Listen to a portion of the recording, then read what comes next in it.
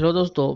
आइए दोस्तों, हम लोग बात करेंगे इस वीडियो के अंदर कि 18 ऐसे एमपी सीट्स जहां पर से अगर कोई भी मुस्लिम पार्टी अगर खड़ी होती है तो उसको एक झटके में यूं ही बिना फाइट किए हुए उसको जीत मिल जानी चाहिए। लेकिन इन 18 सीटों पर या तो कांग्रेस, किसी पर कांग्रेस का कब्जा है, तो किसी पर एनसीपी का, तो किसी पर ममता बनर्जी का, तो किसी पर किसी और का, तो किसी पर बीजेपी का। तो यकीन नहीं होता दोस्तों, 95 से 100% तक आबादी वाले इस सब मेंबर पार्लियामेंट सीट पर किसी और का कब्जा है। क्या अच्छा होता और कितना खूबसूरत होता कि अगर इन सारे सीटों पर किसी एक का कब्जा होता और वो हमारी रहनुमाई कर रहा होता। चलिए एक एक करके हम लोग बात करेंगे, रीजन क्या है यहाँ पर जीत का, क्यों मैं कह रहा हूँ कि बिना फाइट किए हुए जीत जानी चाहिए। क्योंकि यहाँ पर मुस्लिम आबादी और माइनॉरिटीज की जो आबादी परसेंटेज है वो बड़ा गजब का है। चलिए बात करते शुरू करते हैं हम लोग। यहाँ से हम लोग बात करते हैं जम्मू कश्मीर से। अनंतबाग जम्मू का है ये सीट, इसी तरह बारामूला जम्मू कश्मीर का है, श्रीनगर और लक्षद्वीप।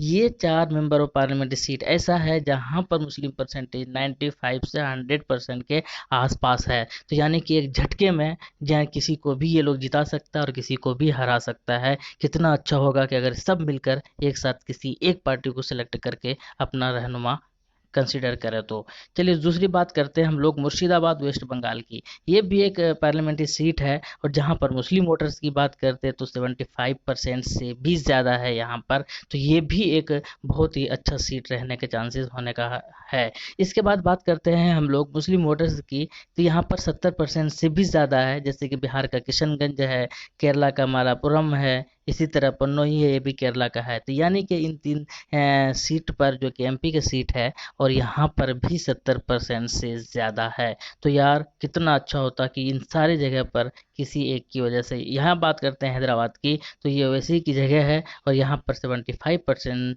के आसपास यहाँ पर मुस्लिम वोटर्स है। इसके बाद बात करते हैं हम लोग 60% से ज़्यादा वाला जो है ये आसाम का सीट, इसी तरह डुबरी का, ये भी आसाम के अंदर पड़ता है, इसी तरह मालदा दक्षिण जो कि बंगाल के अंदर पड़ता है। और ये सारे के अंदर यानी कि इन सारे सीटों पर भी जो है मुस्लिम वोटर्स है वो बहुत ही मेजोरिटीज़ में है और 60% से भी ज़्यादा है। तो आप समझ सकते हैं कि कितनी आसानी होगी किसी भी अच्छी पार्टी को जीतने के लिए। उसके बाद बात करते हैं कि मालदा उत्तर की 50% से भी ज़्यादा है यहाँ पर मुस्लिम वोटर्स, यहाँ पर भी आसानी से जीत हासिल कर लेनी चाहिए। इसके बाद बात करते हैं हम लोग बिहार का, ये ज़िला अररिया, इसी तरह बिहार का ही ये कटिहार, इसी तरह वेंद, इसी तरह आपका रायगंज, इसी तरह आपका बासिरहाट। ये सारे जगह जो है यहाँ बंगाल और केरला का है ये सब। तो ये सारी जो जगह है यहाँ पर भी अगर मुस्लिम वोटर्स की बात की जाए तो ये 48% से भी ज़्यादा है। तो यानी कि इतनी अच्छी खासी आबादी है यहाँ पर। और याद रखना दोस्तों, कहीं पर अगर 20% से ज़्यादा है किसी का भी, किसी समुदाय का, तो वो इफेक्टिव साबित होते हैं। वहाँ पर किसी को भी उसका बहुत बड़ा हाथ होता है, किसी को भी जिताने या किसी को भी हराने में। यहाँ पर तो 50-50% से भी ज़्यादा है। और क्या अच्छा होगा कि सारे मिलकर किसी एक पार्टी को सिलेक्ट करते हैं जिसके अंदर वो कैपेबिलिटी और वो कैपेसिटी और वो एबिलिटीज़ होनी चाहिए और जो कि एमआईएम के अंदर दिखता है। तो कितना खूबसूरत होता, कितना अच्छा होगा कि ये 18 सीटें तो बगैर लड़े ही जीत जाए और उसके बाद जो है एक बहुत बड़ा विपक्ष दल बनकर उभरे जो कि आसानी से सीएए जैसा बिल जो कि अभी पकड़ कर सबको उठा के लेके जा रहा है दोस्तों, यूएपीए लागू करके कि उनके ऊपर जांच हो रही है और एक तरह का स्पेशल ताकत पावर दिया गया है। किसी के ऊपर भी जांच और कार्रवाई करके उनको पकड़ कर लेके जाते हैं, गिरफ्तार कर लेते हैं और आतंकवादी वाला ठप्पा लगा देते हैं।